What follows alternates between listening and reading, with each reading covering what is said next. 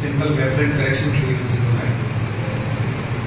Survey number edition వెబ్లైన్ 120 grievances కూడా వచ్చినాయి. కొన్ని 1-2 గ్రీవెన్సెస్ గ్రామ్ కంటం సంబంధించి కూడా వచ్చినాయి. 2 గ్రీవెన్సెస్ రోడ్ కావాలి వచ్చినాయి. కొన్ని పెన్షన్ సంబంధించి ఒక 5-6 గ్రీవెన్సెస్ వచ్చినాయి. సో మామూలుగా ఈ గ్రీవెన్సెస్ చూస్తే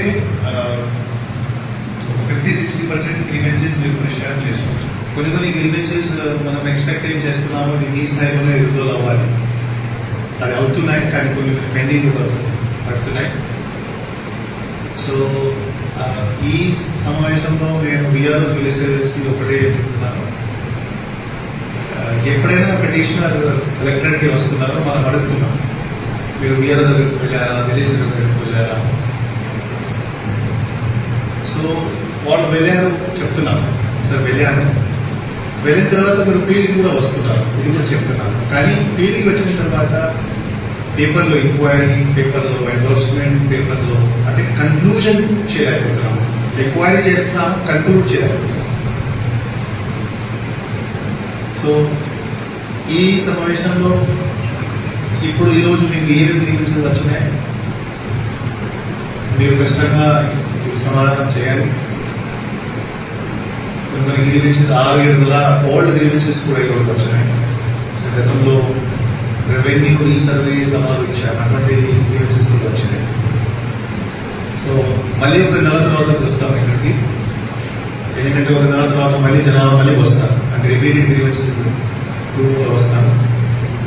సో నేను రవి కూడా ఒక్కటే చెప్తున్నాను, ఇప్పుడు కొన్ని గ్రీవెన్సెస్ సూపరింటెండెంట్స్ ఇస్తున్నాము, కొన్ని గ్రీవెన్సెస్ పెన్షన్స్ ఇస్తున్నాము. సో ఇది ఫాలోఅప్ చేయాలి. ఇది స్పెషల్ గ్రీవెన్స్ కూడా. తర్వాత ఆడిట్ కూడా చేయాలి.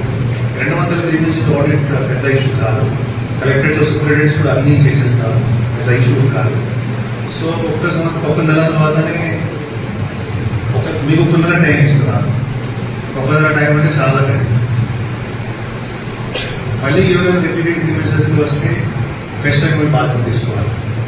సో మీ నుంచి ఎక్స్పెక్టేషన్స్ ఏమి ఉన్నాయి? ఈరోజు మధ్యాహ్నం తర్వాత మీరు సెక్రటేరియట్ వైజ్ గ్రీవెన్సెస్ సెగ్రిగేట్ చేయాలి.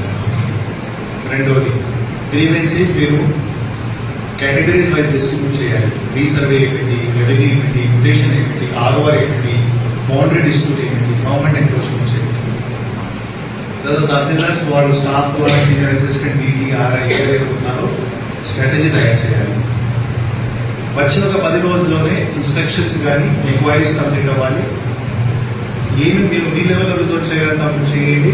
ఇంకొక 10 days 20 రోజుల్లో ఏమైనా ఫైల్స్ అయితే కలెక్టరేట్కి పంపించాలి. సో ఇది 20 రోజుల నుంచి చేయగలుగుతారు. 10 days మన దగ్గర పని అది మనం చేస్తాం. ఇది 30 రోజుల ప్లాన్. సో అటువంటి గ్రీవెన్సెస్ మనం రాకపోతే చూసుకోవాలి. వస్తే మీ దగ్గర ఎండోర్స్మెంట్స్, మీ దగ్గర ఎంక్వైరీ రిపోర్ట్స్ అని ఉన్నాయి. జేసీ గారు కూడా ఒక విషయం. Good afternoon sir, good afternoon to all the staff. So ఈరోజు వచ్చిన గ్రీవెన్సెస్లో మేజర్గా నేను చూసిన వాళ్ళు ఫస్ట్ది రీసర్వే రిలేటెడ్ గ్రీవెన్సెస్ ఎక్కువగా ఉన్నాయి. సో రీసర్వే గ్రీవెన్సెస్లో విలేజ్ సర్వేస్ మీరు కొంచెం ఎక్కువ ప్రొయాక్టివ్గా ఉంటారు. మనం ఏం ఐడెంటిఫై చేస్తున్నాము, వాళ్ళు రీసర్వే గ్రామ సభలో ఆల్రెడీ పెటిషన్ కట్టారు, ఇప్పటికీ అవ్వలేదు అనేది ఒక నరేటివ్ ఎక్కువగా వినిపిస్తుంది. ఒకవేళ మీరు అప్పుడు ఆల్రెడీ ఎంక్వైరీ చేసి ఉంటే కనుక మీరు ఎండార్స్మెంట్ స్పీకింగ్ ఆర్డర్ చేయగలిగితే స్పీకింగ్ ఆర్డర్ ఇచ్చి చేయాలి. లేదు వితిన్ అలవెన్స్లో ఉంది, మీరు కాంప్లీట్ లైక్ ఫ్యామిలీ డిస్ప్యూట్ ఉంది, వాళ్ళు వచ్చి పార్టీషన్ చేసుకోలేదు అంటే మీరు అది ఇచ్చి స్పీకింగ్ ఆర్డర్ ఇచ్చి క్లోజ్ చేయాలి.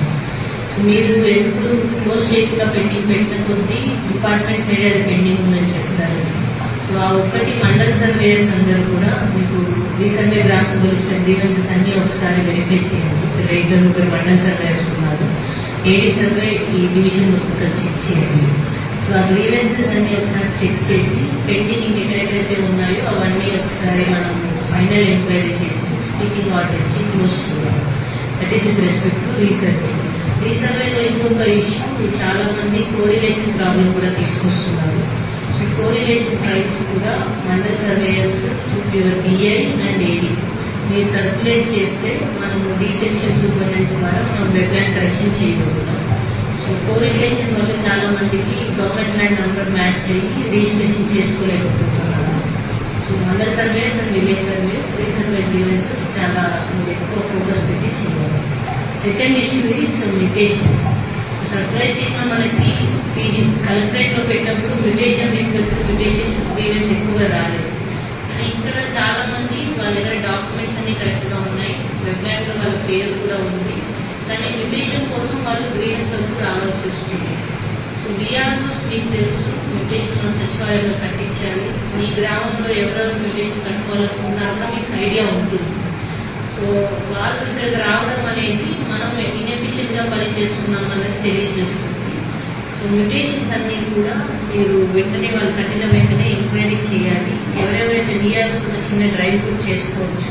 ఎవరెవరికి మీ గ్రామాల్లో మ్యుటేషన్ కావాలో వాళ్ళతో మీరు మాట్లాడి చెప్పించి ఒక అప్లికేషన్ వేయచ్చు. మూడవది హౌస్ సైడ్ అప్లికేషన్స్. ఇక్కడ తక్కువగా వచ్చే హౌస్ సైడ్ అప్లికేషన్ యొక్క డిమాండ్ ఎక్కువగా ఉంది. వాళ్ళు ఏం చేస్తున్నారు వచ్చి పీజీఆర్ఎస్లో హౌస్ సైడ్ రిక్వెస్ట్ ఇస్తారు. అయితే పీజీఆర్ఎస్లో ఇస్తాము, మనం సూపరింటెండెంట్ లీడ్ కానీ తహసీల్దార్ కానీ ఎండార్స్ చేస్తాం. సో దానివల్ల వాళ్ళకి ఎటువంటి సొల్యూషన్ రాదు. సో హౌస్ సైడ్ అప్లికేషన్ అనేది ఆ కన్సర్న్డ్ సిటిజన్ సచివాలయంలోకి వెళ్ళి అప్లికేషన్ చేయాలి ఖచ్చితంగా. వాళ్ళు అక్కడ అప్లై చేస్తేనే మనకు అది అప్లికేషన్ నెంబర్స్ కనపడుతుంది. దెన్ ఎగ్జిస్టింగ్ ఎక్కడ కాలనీస్లో ఖాళీగా ఉంది లేదు ఫ్రెష్గా లేఅవుట్ ప్రిపేర్ చేయాలన్నది మనకు ఐడియా ఉంటుంది. సో మీరు జనరల్గా మీ గ్రామాల్లో వచ్చే హౌస్ సైడ్ రిక్వెస్ట్ అన్నీ కూడా మీరు ఒక డిజిటల్ అసిస్టెంట్ని పెట్టి మీరు ఖచ్చితంగా వాటన్నిటిని ఆన్లైన్ చేయించండి. Otherwise it won't be useful exercise. We can do that also. Every week మనకి హౌస్ సైడ్ అప్లికేషన్స్ అనేవి మనం సచివాలయం అసిస్టెంట్ పెట్టించి మనమే కలెక్టరేట్లో చేయించుకోవాలి. And fourth is burial ground issues. So burial ground protection and water protection is complete responsibility of VRO and tahsildar. మనం దానికి ఎక్కువ స్ట్రెస్ చేయాల్సి వస్తుంది. ఈ గ్రామంలో ఉన్న అన్ని especially vulnerable habitation, SC ST హ్యాబిటేషన్స్లో ఉన్న బరియల్ మనకి 3 గ్రీవెన్సెస్ వచ్చాయి. ఎంక్రోచ్మెంట్ అవుతుంది అనేది ఆ బరియల్ గ్రౌండ్ అన్ని కూడా ఒకసారి మార్కింగ్ చేసి request is for compound work మనం కట్టలేకపోవచ్చు. అట్లీస్ట్ మనము ఇక్కడ సరిహద్దులు చూపించి ఎంక్రోచ్మెంట్ ఏదైనా ఉంటే రిమూవ్ చేపిస్తే అది వాళ్ళకి వెళ్ళిపోతుంది. గౌరవ కలెక్టర్ గారు, జేసీ గారు, ఈ రోజున రొంపిచెర్ల, పుడిచెర్ల 2 మండలాలకి సంబంధించి గ్రీవెన్సెస్, స్పెషల్ గ్రీవెన్స్ డే ఏర్పాటు చేయడం నిజంగా ఇక్కడ దాదాపుగా ఇవాళ మనం చూస్తే ఈ 2 మండలాల నుంచే 180 to 200 మంది దాకా మన గ్రీవెన్సెస్ వచ్చినాయి. సో జేసీ మేడం గారు కేటగరైజ్ చేసి చెప్పినట్టుగా రెవెన్యూ, రీసర్వే, మేజర్ సింహభాగం అవి ఉన్నాయి. అదర్ డిపార్ట్మెంట్ ఒక 20 దాకా వచ్చి ఉన్నాయి. రిమైనింగ్ వచ్చిన వాటిలో కూడా 180 దాకా ఈ 2 మండలాలే. ఒక 10 నుంచి 20 దాకా వేరే సదుము, సోమల మండలాలు వచ్చినాయి. సో ఆల్మోస్ట్ ఈ 2 మండలాలకి సంబంధించిన అర్జీలన్నింటినీ కూడా కలెక్టర్ గారు మీకు ఒక ప్రత్యేకమైనటువంటి స్పెషల్ గ్రీవెన్సెస్కి ఒక కేటాయింపు ఇచ్చారు. 1 month డ్యూరేషన్ కూడా ఇచ్చారు. కాబట్టి తహసీల్దార్స్ ముందు మీరు లీడర్స్గా మీ సర్వేలని పెట్టుకొని మీ విలేజ్ సర్వేలని, మీ విఆర్ఓల్ని కరెక్ట్ అయినటువంటి 1 month టైంలో మ్యాక్సిమం అన్నింటినీ కూడా పరిష్కారం అయ్యేట్టుగా ప్లాన్ చేసుకోవాలి. ఆల్మోస్ట్ మీరు కొన్ని వాటిలో ఇందాక మీరు చెప్పిన వాటిలో ఎండార్స్మెంట్ కూడా మీరు ఇచ్చున్నారు ఒకటి. మళ్ళీ ఎగైనా వాళ్ళు వచ్చి అప్రోచ్ అయ్యారు. అంటే వాళ్ళ సంతృప్తి లేక కొన్ని వచ్చిన కేసులు ఉన్నాయి. ఈవెందో అయినప్పటికీ మళ్ళీ ఇది స్పెషల్ గ్రీవెన్స్ డే కాబట్టి ఈ పిటిషన్ మరలా ఒకసారి తీసుకొని పునఃవిచారణ చేసుకొని ఫైనల్గా కరెక్ట్ అయినటువంటి ఎండార్స్మెంట్ వాళ్ళకి చేరేట్టు చూడండి. వాళ్ళకి చేరాలి.